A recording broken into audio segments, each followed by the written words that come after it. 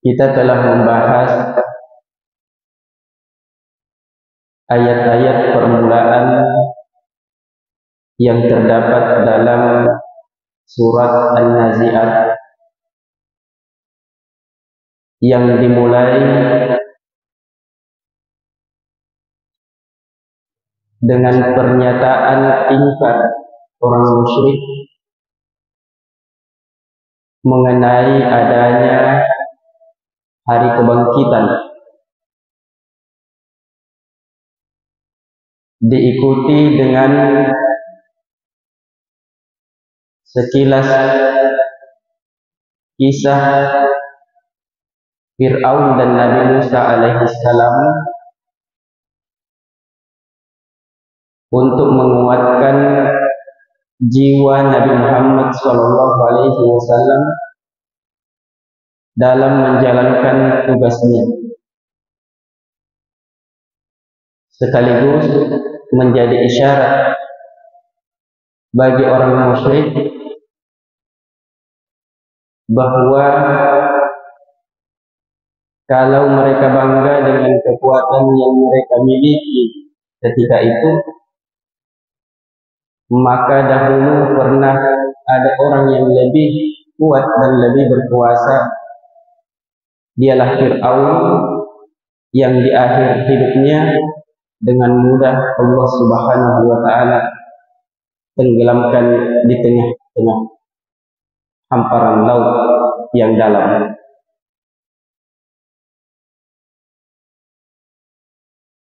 Kemudian pada pertemuan kali ini kita akan melanjutkan kajian kita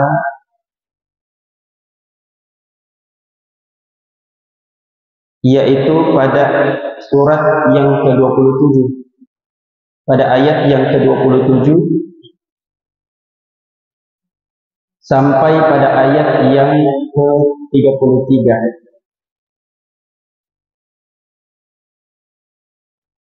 Di dalam ayat ini Allah Subhanahu wa Ta'ala ingin memperlihatkan kekuasaannya. Jadi Allah Subhanahu wa Ta'ala akan memberi perbandingan bagaimana sulitnya tingkat kesulitan penciptaan manusia dan bagaimana tingkat kesulitan penciptaan alam semesta, di mana apabila dibandingkan penciptaan manusia dengan penciptaan alam semesta, maka para ilmuwan dan manusia akan mengakui bahwa penciptaan alam semesta itu sangat jauh apabila ingin dibandingkan dengan tingkat kesulitan penciptaan manusia. Jadi kalau dibilang rumit penciptaan manusia, lebih rumit lagi penciptaannya alam semesta ini. Dimulai dengan firman Allah Subhanahu wa Ta'ala kepada orang-orang yang mengingkari adanya hari kebangkitan. Ya, di sini banyak kelompok-kelompok. Ada orang ateis, tidak beragama. Ada juga satu kelompok namanya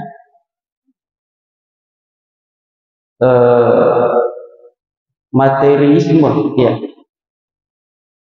dan lain sebagainya, yang mengingkari adanya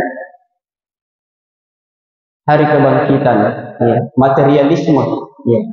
Mereka itu tidak percaya kalau setelah kita mati bisa hidup kembali, ya. Maka Allah Subhanahu wa Ta'ala memberi pertanyaan, ya, retoris, ya, pertanyaan balaghah, yaitu a'udzu billahi minasyaitonir rajim, bismillahirrahmanirrahim. Antum asyaddu khalqan amis samaa'u banaha. Wahai orang-orang yang tidak percaya akan adanya hari kebangkitan, manusia bisa dihidupkan kembali setelah mati, Allah bertanya, apakah penciptaan manusia itu asyaddu khalqan, lebih sulit dan lebih rumit daripada, ataukah penciptaan langit yang lebih sulit dan lebih rumit? Ya. Di mana langit ini Allah Subhanahu wa taala banaha, Allah bangun dan meninggikannya. Ya.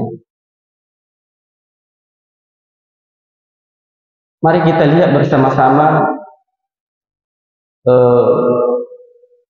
lebih jauh mengenai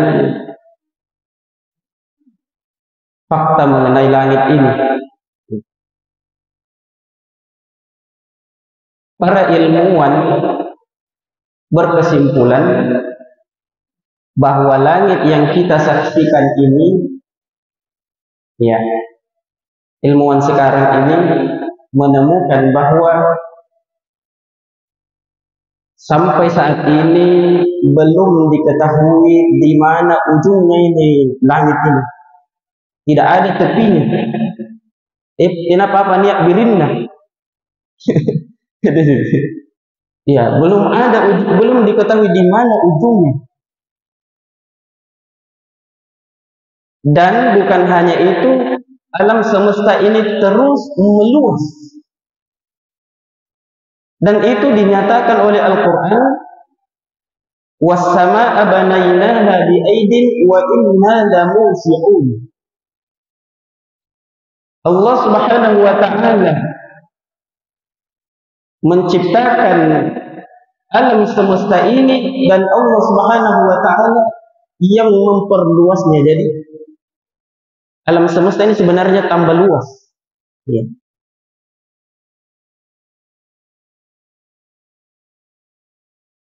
Kemudian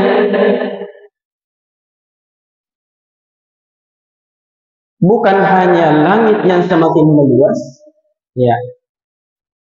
Bintang-bintang yang biasa kita lihat itu kalau malam bersinar,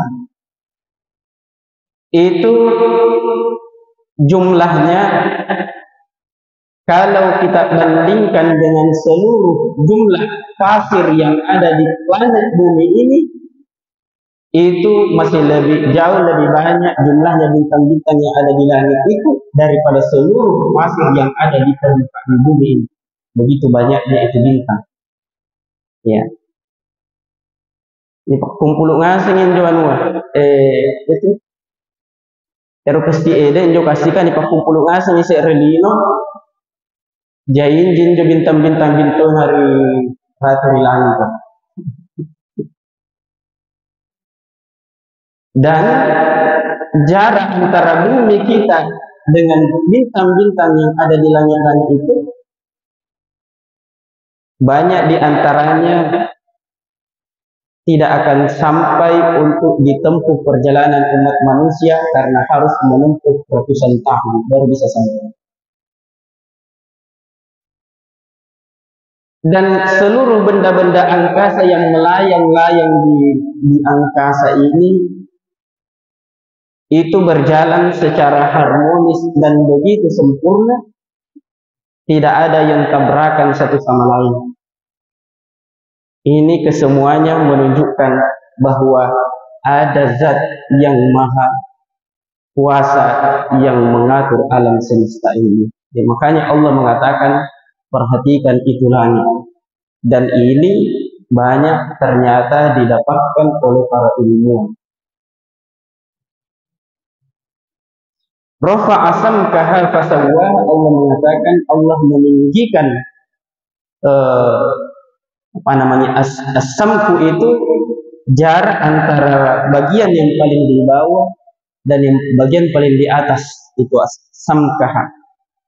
Rafa'a samkaha, Allah tinggikan itu itu jarak dari bawah ke atas. Ya, fasawwaha, dan sangat simetris, lurus. Ya, langit ini lurus. Ya, simetris, sejajar. Ya, kemanapun kita pergi tetap sama itu. Ya, tidak ada cacatnya, tidak ada tiangnya. Nah ini kesemuanya itu menunjukkan Allah ingin perlihatkan kekuasaannya. Wa aghtasha lailaha wa akhraja duhaha, dan Allah menggelapkan malam harinya dan menerangkan siang harinya. Ya. Artinya kalau malam gelap dan kalau siang itu terang. Menurut para ilmuwan, adanya bumi berputar, ya permukaan bumi berputar terhadap matahari itu tepat dengan rata-rata 24 jam. Itu bumi permukaannya itu secara bergantian menghadap ke matahari. Jadi sebenarnya bumi ini Pak berputar dengan kencang, cuma tidak dirasa. Jadi 24 jam itu bumi itu bergantian dapat sinar matahari. Ini cepat, supaya suhu di bumi ini bisa stabil. Ya, suhu stabil kita rasakan seperti ini, tidak terlalu panas, tidak terlalu dingin, itu karena perputaran bumi. Jadi sehingga panasnya itu merata. Berbeda dengan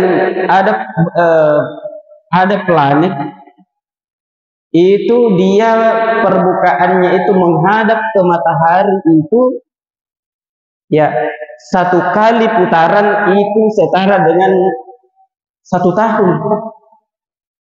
Jadi bayangkan kalau dalam 1 tahun tidak ada malam, maka tentu saja ini akan membakar, ya. Tidak akan ada kehidupan seandainya bumi ini siang harinya 1 tahun baru ada malam. Iya. Jadi putarannya bumi ini betul-betul pas takarannya. Ya. Ibarat kopi ini pas-pas gulanya. Tidak bisa terlalu manis, tidak bisa juga terlalu kurang gulanya. Ya. Nah ini. Maka Allah jadikan siang dan malam ini bergantian, ternyata juga ada hikmahnya, yaitu menjaga stabilitas suhu bumi. Iya. Ini kita berbicara geografi. Iya. Dan di sini Allah Subhanahu wa taala menggunakan kata duha, padahal yang dimaksud adalah siang hari, an-nahar. Mengapa Allah tidak menggunakan kata an-nahar di dalam ayat ini, padahal itu yang Allah maksud? Seharusnya wa aqtasha lailaha wa akhraja naharaha. Karena Allah Subhanahu wa taala di dalam rangkaian ayat ini sedang berbicara mengenai hari kebangkitan, hari hidupnya manusia kembali setelah mati. Dan waktu duha ini adalah waktu di mana manusia ini semua bangun untuk beraktivitas. Ya. Hamba mengasih tahu guna beri bahasa. Jadi seakan-akan ini adalah pemandangan waktu duha ini, ya, hampir sama pemandangannya ketika manusia bangun di waktu duha untuk beraktivitas. Ya, maka kebangkitan manusia, ya, di yaumul ba'si, yaumul muhsyar itu sama dengan bangkitnya manusia di waktu duha. Ya. Ini maka Allah memilih diksi kata duha wa akhraja duha, karena waktu inilah di mana manusia itu bangun. Ya.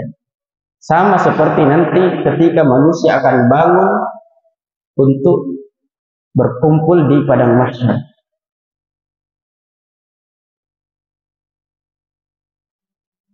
Kemudian setelah Allah Subhanahu wa taala menjelaskan mengenai langit, karena kalau langit ini dibahas juga tidak akan habis.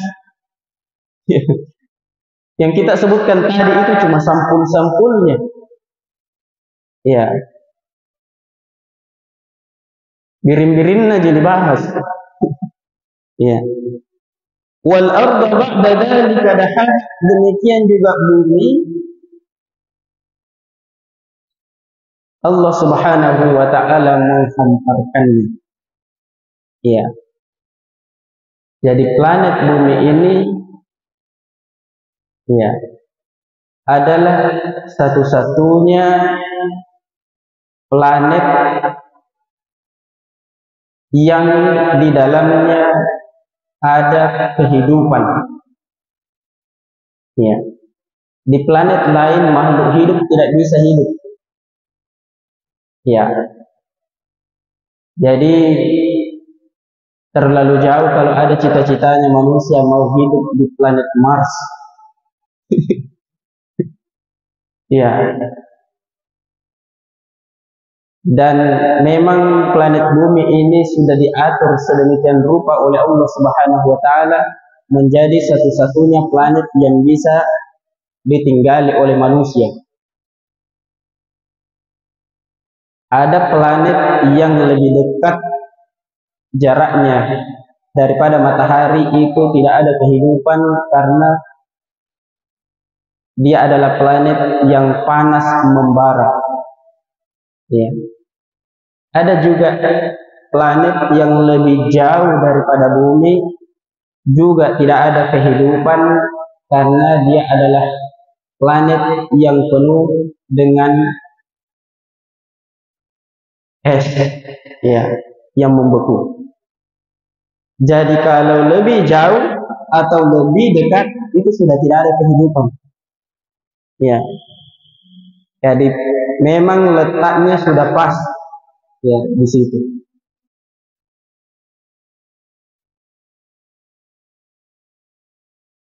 Kemudian akhraja minha ma'aha wa mar'aha. Ya, dari bumi itu Allah keluarkan air, ma'aha wa mar'aha. Mar'a di dalam ayat ini menggunakan kata yang tidak sesuai penggunaannya. Namanya isti'arah tasrihiyah. Jadi yang dimaksud dengan mar'aha di sini adalah tumbuhan-tumbuhan, ya, tanaman-tanaman yang tumbuh yang menghasilkan makanan manusia. Itu maksudnya. Tapi arti mar'a secara mendasar, arti asalnya mar'a itu sebenarnya berarti satu tempat di mana hewan-hewan ternak itu digembalakan. Itu al-mar'a. Kata ra'a ya ra'a itu berarti menggembalakan. Mar'a tempat hewan ternak itu digembalakan. Namanya isti'arah tasrihiyah. Kenapa bisa tempat hewan ternak itu digembalakan digunakan untuk menunjukkan makanannya manusia? Ya, karena al-mar'a itu tempatnya hewan ternak dikasih makan. Saya kasih contoh sederhana.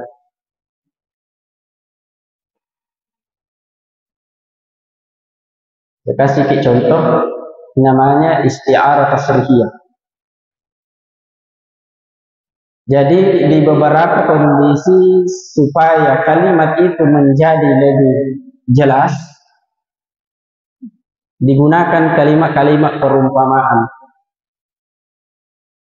untuk menunjukkan seseorang yang pemberani. Kadang-kadang kita mengatakan bukan manusia, tapi dikatakan macan. Padahal yang dimaksud adalah manusia. Misalnya, ada siswa yang mengatakan kepada teman-temannya, hari ini saya menyaksikan seorang macan berpidato di depan kelas. Pertanyaannya, adakah macan yang bisa berpidato? Tidak ada macan yang bisa berpidato. Oleh karena itu, di sini kita menyimpulkan bahwa kata macan yang dimaksud di sini adalah guru, seorang guru yang pemberani. Karena macan ini punya sifat pemberani, ya, maka digunakan kata lain.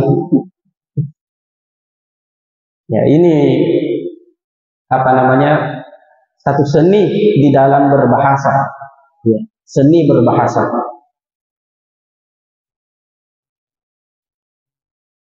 Ya, jadi Allah limpahkan air di bumi ini, ya, dan adanya air di bumi ini bagi ilmuwan itu masih misterius, ya. Mereka belum mendapatkan secara pasti dari mana asalnya ini air, sehingga 71% dari permukaan bumi ini terdiri dari air. 71%. Sisanya adalah daratan. Dan takaran air ini juga begitu pas. Kalau kurang, bumi ini bisa kepanasan, dan kalau lebih, bumi ini juga bisa tenggelam. Iya. Allah siapkan air, dan air ini adalah sumber kehidupan, ya, makhluk hidup. Semua yang namanya makhluk hidup membutuhkan air. Wa ja'alna minal ma'i kulla syai'in hayyin afala yu'minun. Dan kami jadikan dari air itu menjadi sumber kehidupan bagi seluruh makhluk hidup. Sudah dua nih, langit, bumi, ya, dan yang ketiga al-jibal, pegunungan. Wal jibal arsaha, Allah subhanahu wa ta'ala mengokohkan gunung-gunung ini sebagai pasak yang menguatkan bumi ini sehingga dia bisa stabil, ya, tidak bergerak-bergerak, ya.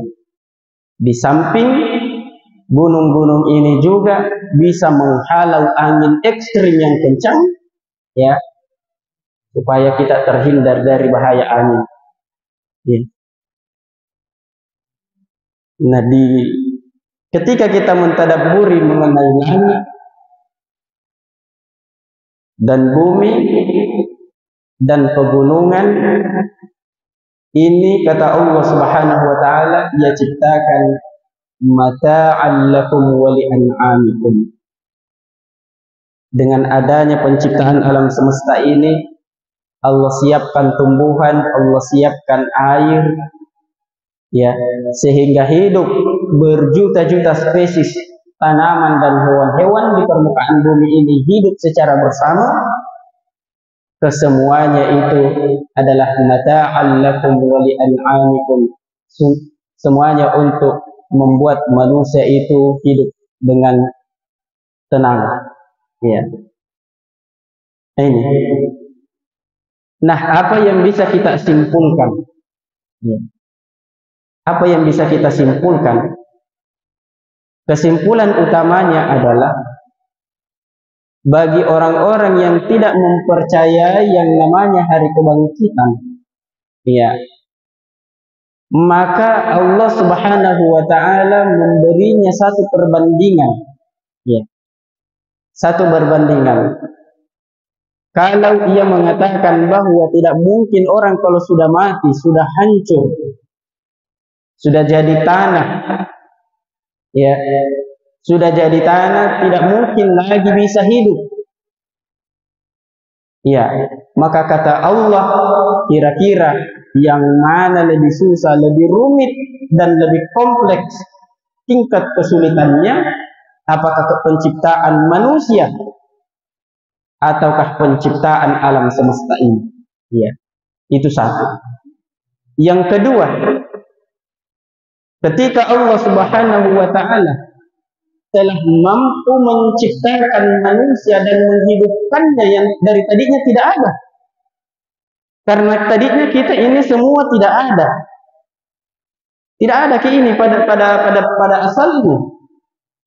Lalu kemudian Allah menghidupkan kita dan itu sudah pernah terjadi. Sudah pernah kita lewati. Ya. Apakah tidak mungkin Allah mampu untuk menghidupkan kita kembali? Misalnya, kalau ada orang sudah pernah ke Makassar, kemudian kembali ke Maros, maka tentu, ya kalau dia sudah pernah misalnya cari alamat Pasar Butung misalnya, ya, atau pasar sentral Maros.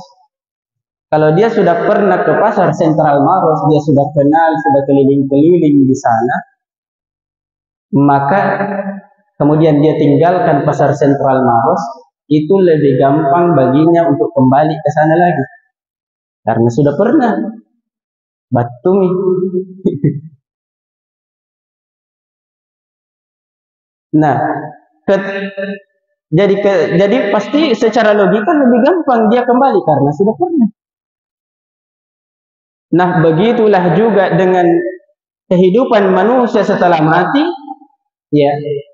Jadi kalau Allah Subhanahu wa taala mampu menghidupkan manusia dari tidak ada, maka tentu lebih mudah bagi Allah menghidupkan yang sudah ada sekalipun sudah mati. Lebih mudah lagi karena sudah memang dihidupkan, sudah pernah hidup. Ini. Nah, inilah dua kesimpulan yang sebenarnya tujuannya adalah menguatkan keyakinan kita dan memperlihatkan kekuasaannya Allah Subhanahu wa taala.